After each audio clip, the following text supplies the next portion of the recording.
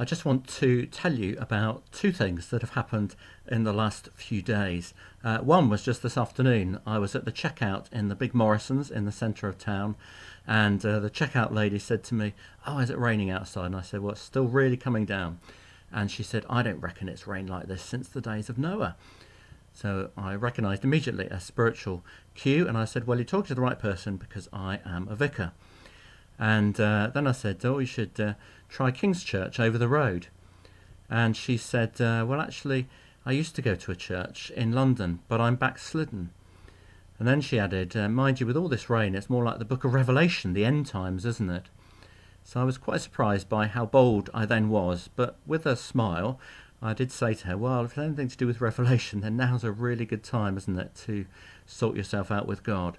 And she smiled broadly, and we then had a discussion about East Dean Church, and I've invited her to come along. Don't know whether she will or not, she can't drive. I invited her to get in touch, and we'd offer her a lift. And then just a few days ago, I had a lift in a taxi, and the taxi driver was someone who's being diagnosed with a arthritic type condition. And I said, "Oh, when I'm at the church prayer meeting, if you tell me your name, we will pray for you." Her name is Grace. And she said, "Oh, that would be lovely." She said, "I've not got any connection with the church myself, but my grandmother, she's really devout. She reads her Bible every night and tells me she prays for me every single day." So those are just two little incidents. On both occasions, I'm sure other people, as we definitely know with the taxi driver, have been praying for these individuals. A backslidden Christian, perhaps looking to get back with God, and a taxi driver whose grandmother is obviously faithfully praying for her.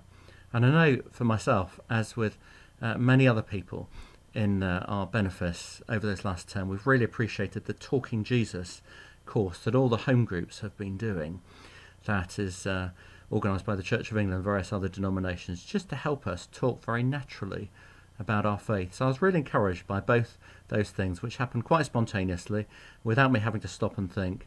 The Holy Spirit just gave me the right words at that time, and it's just such an encouragement to be able to speak naturally in a very ordinary, everyday way of what faith means to us, and to share that with other people.